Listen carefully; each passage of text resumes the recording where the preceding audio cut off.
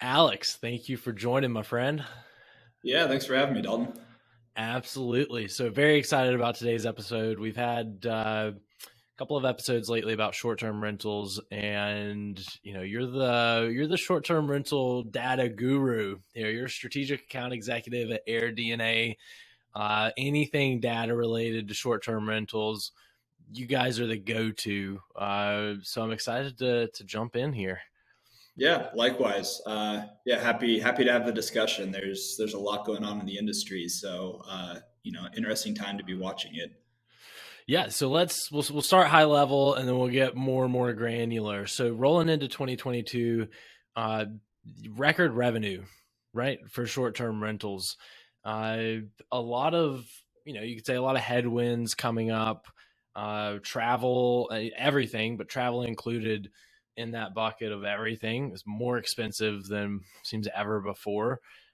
So what's would you say bullish or bearish on call it the back half of 22 and rolling into 23 in terms of short term rentals?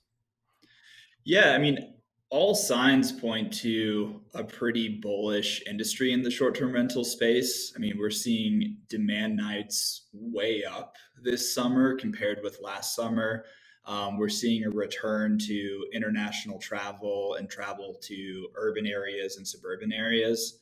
Obviously, the pandemic was a huge disruptor for the industry. If you remember back in like March 2020, there were a bunch of articles that came out saying, is this the end of Airbnb? Is this the end of short-term rentals? And then just a couple quick months later, all the destination markets out there, whether you're in the mountains, on the coast, by national parks, they just absolutely exploded in both occupancy, ADR, and supply.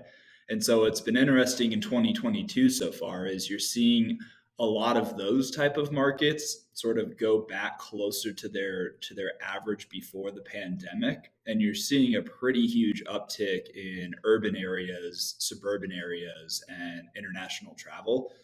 So it's just been kind of really interesting to watch how travel trends have swung with all the different COVID considerations and restrictions that are out there. Yeah, you shared over a deck from AirDNA, and I was cruising through, and one slide I stopped on, and it was interesting. Talked about the most booked cities in the country, and for the Fourth of July weekend for 2022, and I was surprised at kind of the cities that were listed there. I think Orlando was number one, Myrtle Beach was number three.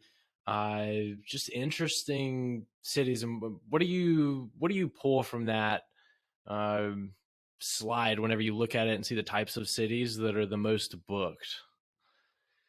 Yeah, I think, especially when you're looking at it from a year over year standpoint and you think back to 2021 when, vaccines were becoming more widely used, you had different considerations and lockdowns. What we're seeing now is that a lot of those places are seeing a big return to travel with them. I mean, a lot of the urban areas have had just huge year over year occupancy increases and demand increases. A lot of that was because they were essentially, ghost towns or shut down more or less during the pandemic. And so a lot of that, you're just sort of seeing those open up. But then also there's, I would say just sort of a new travel trend in the short-term rental industry where a lot of people decided that a short-term rental, a single family home was going to be safer and have less contact with the public or strangers than a hotel would. And so there's just been increasing demand for short-term rentals over the past couple of years, and we're seeing that through this summer. I mean, we're seeing demand nights up quite a bit overall. Supplies up even more though. So I mean, it throws in some weird calculations when you look at overall occupancy and everything. But I mean, all around the market looks really really strong in pretty much every category: rural, urban, suburban, mountains, coast. I mean, demand is more or less up in every single area this summer. Yeah, so good coverage on demand, and you mentioned supply. So let's move over to that piece, right? And you and I were chatting a little bit, and uh, saturation, right? Like that's an interesting move here. And whenever you look at it from the financing side of the fence, right? Like short-term rentals, the financing of short-term rentals is something that, on my side of the fence from a lender standpoint, it's just become more and more of a requested product. Uh, that speaks to the demand piece, but how has supply been?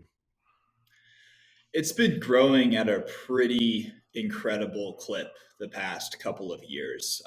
One interesting stat, I was just talking with Jamie Lane, our VP of Research, before this, just asking for some of the June numbers, which we haven't published yet, but he did have the figures ready for me. So year over year in June, occupancy is actually down 9% from where it was in 2021. Mm-hmm. And so just looking at that one stat, you're thinking, oh, is the short-term rental industry struggling? Are things slowing down? Once you look a little bit deeper, though, you see that demand was actually up 16% year over year. The reason occupancy went down, though, is because the supply is up 26% year over year. So you're having just an incredible amount of new supply added. I think, we've been averaging 80,000 new short-term rental listings coming online for the past, 4, 5, 6 months. And so supply is growing just at a much faster pace than demand. And so when you look at the overall numbers after that, it could almost look like occupancy is down and the industry is struggling.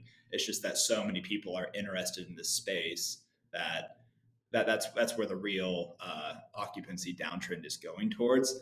So I mean, when you're looking at on your side of the fence financing a short-term rental, or if you're a real estate investor or someone who wants to get into this space, that's going to be one of your primary considerations is occupancy in this area going up? Is it going down? Is it staying flat? What's happening with supply? Obviously, there's a huge risk of investing into an oversaturated market, because not only will that lower your occupancy and lower your rates, but if too many of the homes in a particular area become short-term rentals and there becomes a housing crunch in that area, your odds of regulation and restrictions are also going to go up as well. So while there's still a lot of good opportunities out there, there's just, I would say, the increase in supply just makes it that much more important to look at the data and make smart, informed decisions on where a good long-term position is. Not to beat you up over data, but are there any markets that you know of offhand that are trending more quickly towards the oversupply arena? Yeah, I would say a lot of them that you saw do exceptionally well during COVID are the ones that look to be a little saturated, where you're seeing occupancy slide more than the rest of the overall market.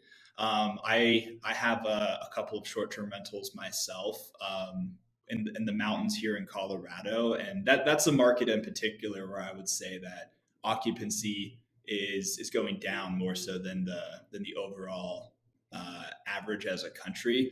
Reason being is, during COVID, a lot of people wanted to go to the mountains. A lot of them ended up purchasing places in the mountains, and so the amount of supply over demand that happened in the mountains is just way higher than a lot of like the suburban and urban areas, which a lot of those areas saw supply being pretty flat. So I mean, it's going to be specific case by case, market to market, but I would say a lot of the markets that did really well and had explosive growth during COVID are the ones that are looking a little saturated and a little heavy on the amount of short-term rental listings out there. Yeah, when I think about short-term rentals, and you have kind of that inherent risk of kind of oversaturation, but you also have generally the ability to reposition that asset to a long-term rental, like in a worst case scenario. So from a safety and security standpoint, it's like if you believe in the underlying collateral, which is a piece of property, a piece of real estate, you're not necessarily locked into a short-term rental strategy, and that, I guess, that kind of ties into the next thing I want to touch on, which is regulation. Right, that's something from the lending side that is probably one of the biggest pains in the tail is that regulations are so disparate. It's not a state or federal level. It's just each municipality, some counties, but it's so disparate, and it can change just overnight, right? And you can have massive consequences uh, just completely out of the blue. And so, how do you navigate those waters, and what have you seen lately from a regulatory standpoint popping off? Yeah, I would say it's a topic of discussion in pretty much every city or county municipality that has a big portion of short-term rentals. On one hand, they provide tourism and tax dollars to areas. A lot of these people are on vacation, they're going out to eat, they're doing all the activities. So, like, they're generally much more active when they're there. And so that's the positive side of it. There's great tax revenue benefits, local job benefits. The flip side of that, of course, is that as a country, we haven't been building nearly enough housing supply for the amount of demand that's out there. So in a lot of markets that are out there, there's a housing shortage.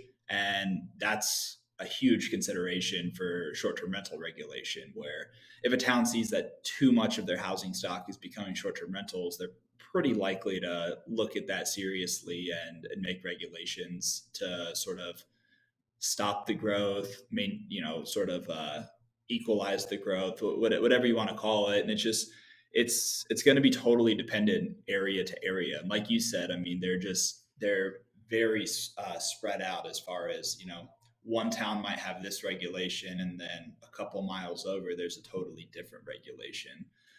So it's changing fast. It's oftentimes hard to track because, again, it's not something that is appearing on a state announcement or a nationwide announcement. It's something that you generally have to find on like a local city or county website. And so, if you're looking to buy a short term rental, I mean, obviously that's going to be a really important part of your due diligence process. And I mean, more often than not, if you can't find updated info on the municipality's website, you've got to just pick up the phone and call them and ask, hey, what are the existing regulations and rules? And also, is it a current discussion that's going on with the planning and zoning team or the city council? Because we've seen just a ton of them pop up. We as a company, AirDNA, went to VRMA a couple months ago in Chicago. It's a Vacation Rental Manager Association trade show, and that was probably the number one topic of discussion on a lot of the panels. Is just how regulations evolving, how it's changing, how to prepare for it, what to consider. And I think you made a really good point that you always want to have sort of like a backup plan, or almost perform like a litmus test of like, if this home that I'm buying cannot be a short-term rental, can I at least cover all my expenses or a bulk of my expenses as a long-term renter, or as a long-term rental? So I mean, you always kind of want to look at a second or third scenario just to protect yourself and to protect your investment. Yeah, definitely on the lending side of the fence, that's how we view it. And I know, because a private lending industry, that's always check the box. It's like, worst case, if this has to be repositioned to a long-term rental, does this make sense? Just because the ground shifts beneath one's feet, depending on where you are geographically, constantly. And are there any uh can you paint in broad strokes? Like, are there any regions or areas that are like super friendly to short-term rentals, or the opposite, that are just like absolutely terrors when it comes to regulating? Yeah, it's a really good question. So the ones that are incredibly restrictive, I think, are going to be pretty heavily localized. Like, for example, one of my personal short term rentals is in Joshua Tree, California, and that's a market where there's virtually no hotel presence in that area. So for tourism purposes, the town and the county basically rely on short-term rentals there. So they're pretty open and pretty willing to take new short-term rentals. But if you drive 2 hours west to Los Angeles, it's going to be an incredibly restrictive market. So where regulation is bad versus good or restrictive versus not is going to be just heavily localized depending on like the city and the local climate. There have been a few states that have passed laws basically protecting property owners' rights, to operate short-term rentals. Florida is generally a pretty friendly state towards them. Arizona, Tennessee are a couple of others that I think have statewide laws that sort of limit the amount of restriction that places can impose on property owners. But again, I think even those markets, there's going to be certain pockets that are more restrictive than others. But as a whole, I think the southern part of the country tends to be more open to the short term rental space. And again, a lot of the places in Florida, and Arizona, and others in Texas, I mean, they're tourism towns that sort of rely purely on tourism revenue coming in. So they're very open to having reasonable regulations on short term rentals. Makes sense. Makes sense. We talked about regulations. You have just kind of broad economic headwinds. Are there any kind of scary beasts out there on the short-term rental side? We talked about saturation, potential oversupply. I guess this is still relatively early, right? Like short-term rentals still kind of in the infancy growth-wise. So this push towards a drastically increasing supply, probably not all that terribly surprising. It's probably expected. Do you see kind of a supply normalization from a timeline perspective? Like, do you think that we're going to be not undersupply, not oversupply, but kind of at supply in 12 months, 24 months? Any reading of the tea leaves there? Yeah, I think honestly, like 12 to 24 months sounds like a pretty reasonable time frame. I mean, right now, I think the excitement in the industry is that in a lot of these tourism heavy markets, you can generally earn more of an income and higher revenue as a short-term rental than you can as a long-term rental. But obviously, with just general supply and demand, basic economics, once supply hits a certain point and there's just so many of these rentals in a particular area, it's going to normalize, and the outsized returns you can get within short-term rentals will sort of come closer in line with the normal rental. So when that happens in a lot of places, I'm not totally sure, on the time frame of that. I would say we're already starting to see the market sort of equalize itself with just how much supply is being added. You're seeing that in the occupancy numbers and the overall revenue numbers. I mean, they're starting to equalize a little bit in some of those really saturated markets. So our research team is looking at it closely and watching the trends, but I would say we've already started to see it happen. But when it like fully stabilizes, I mean, that's a really good question with the potential looming recession, rise in interest rates. I mean, there's just a lot of different factors out there that are affecting the broader real estate market that make it kind of difficult to predict exactly when that'll happen. Yeah, anything's a guess right now, and I don't even know if you'd say educated guess, a quasi educated guess. Anything real estate related. Just so many variables moving at such a rapid pace right now. More uncertainty than at least any of my short time frame, but 7 years in the mortgage space. Look, Alex, thank you so much for carving out some time, giving a little crash course on where we are and where we're looking ahead in the short-term rental space. I can't thank you enough. Yeah, absolutely. We'll have to do it again sometime as the market continues to evolve. Absolutely. If you want to learn more, Alex, where should people go? Who should they reach out to? Yeah, so our website is airdna.co. So from there, you can, I mean, essentially type in any market in the country, get some, sort of free high level information on what the market looks like. And of course, we have a paid subscription for every market as well, where you can get much deeper information on there. Then we have a team of really sharp people keeping a close eye on this. So we're always posting, market outlooks and updates and keeping a really close eye on the industry. We're essentially tracking every single listing in the world on a daily basis to watch how they're performing, how they're trending, and what's going on in the space. So, reach out and get in touch with us if you want to learn more or have any other questions. Yeah, I've used the platform before. The platform, the data behind it, it's super intuitive, incredibly helpful, really plug and play, and can't. Uh, yeah, if you have an interest in short term rental, if you're poking around in an area, considering it, or if you have short term rental, absolutely an advocate of linking up with AirDNA. Just a great product you all have. So. Yeah, appreciate that, Dalton. Well, thanks again, Alex. And yeah, we'll definitely have to get you back on here for an update. Sounds great. Cool. Thanks, everybody, for listening. Take care.